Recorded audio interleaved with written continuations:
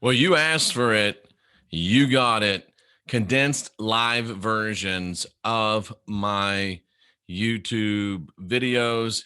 Here is number one, condensed version of the Father, the Son, and the Spirit of prophecy. So let's rock on with it right now, ladies and gentlemen. The Father, the Son, and the Spirit of prophecy. The Lord does nothing, we learned the other day, without revealing his plan to his servants, the prophets. We told you this a couple days ago. We showed compelling evidence that he must use the prophets to stir up the attention of the people in order to use the prophets to stir up the people in order to get the focus that he wants and the juice that he wants to complete his task. The next verse confirms our thesis, because the lion is roared, who will not fear? The Lord God has spoken, who will not prophesy? Amazing facts about the lion's roar, folks.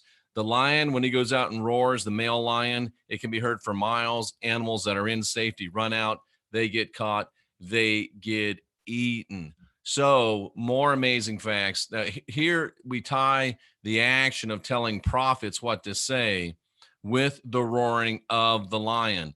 And you should think about the lion of the tribe of Judah. We'll get to that. And so the fear is what happens when the lion roars. You fear, you're afraid. The Lord has spoken. The roar of the lion and the voice of the Lord are equated. And when somebody's afraid, will they not prophesy? Of course. When you're fearful, you tell other people about what you're fearful about. So the Lord speaks. He causes fear. He uses fear. He gets his stuff done. It can't be any clearer than that, ladies and gentlemen, boys and girls, cousins of all ages. It's the same game, and they're telling us the rules they play by. Let's tell them twice so we can't be blamed. The lion roars, prophets speak, people fear, people speak, Lord's things get done in all cases. The Lord has no juice. He can't do it his own. He's got to use your intention to get things done. The Father's impotent. He can't do anything on his own. He has to use prophets to stir up fear in people, and people stir up more fear by repeating the message that they're given by the man and his prophets. More fear equals more power, gets more stuff done. He steals our intention, basically, to do his business. Well, what about the Son? Is he impotent too? Well, he said he can of his own self do nothing. It's a staggering statement by the HERU character. And remember, this is written after AD 70 by Rome, and it's the HERU character of today. It's not yesterday's HERU, it's today's HERU. And he is not able, doesn't have the power, this is straight from the Greek, to do one thing by himself or of himself. He can do nothing by himself. You can twist that any way you desire. The text is clear and compelling. And the testimony of HERU is the spirit of prophecy, Revelation 19:10. The testimony, the witness, the evidence, the testimony. How do you give testimony? What do you do when you're a witness? You give your statement and you speak forth. So the speaking forth of HERU is the spirit of prophecy. The word means wind. It's the breath. It's the wind in the sails of this invention, this Jesuit invention of prophecy, of telling. So the Son is also impotent because he has to use the prophets to stir up the people, to create the intention that he then steals and uses for his purposes. The lion roars. Here's a major disclosure. Don't weep. The Lion of the tribe of Judah, the root of David, has triumphed. Open the scroll and its seals. The lion roars. Will they not fear? Remember that? It's the Lion of the tribe of Judah that's roaring. Haven't you heard of a roaring lion somewhere? Yes, you have. Your adversary, the devil, goes around like a roaring lion, seeking someone to devour. HERU, the new spokesman for prophecy. He's your roaring lion.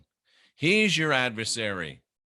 He seeks to devour you, which also means he's the devil. That's right. Jesus is the devil. And more proof that he uses your intention to accomplish his plans. Cast all your anxieties on him, we're told in 1 Peter 5:7. That means throw upon all and every kind of care, worry, concern, and anxiety onto who? Onto HERU. Where does those cares and anxiety come from? From his message, from the spirit of prophecy. That's where you get the anxiety. And once you get it, you cast it all on him. And he uses your powerful intention to manifest his plans. The testimony of Jesus is the spirit of prophecy. His words are the power that drives modern prophecy. That's mainly the book of Revelation. And guess who narrates the book of Revelation? They're meant to cause fear in you, which gives them power to use. Jesus is your adversary, the devil. Prophecy is his biggest tool. Prophets are big tools, and so are you if you repeat their words. They can't do anything on their own. Then what are they? If the Father can't do anything on his own, if the Son can't do anything on his own, what are they? They're tulpae. A tulpa is a concept in mysticism and the paranormal of a being or object created through spiritual or mental powers. It's a type of willed imaginary friend. You've got the choice. Why would you imagine these friends, ladies and gentlemen? With imaginary friends like that, you don't need enemies. I'm Jeffrey Daugherty, the Christian Whistleblower, saluting you for being here after truth. And this has been the condensed version of our podcast of just a few hours ago. If you want to have the whole version plus in-depth revelation word by word in the Greek, go click on the longer version of this podcast. Until next time, I'm Jeffrey Daugherty, the Christian Whistleblower, doing this because you asked for it. You got a condensed version of our podcast. We'll see you again real soon.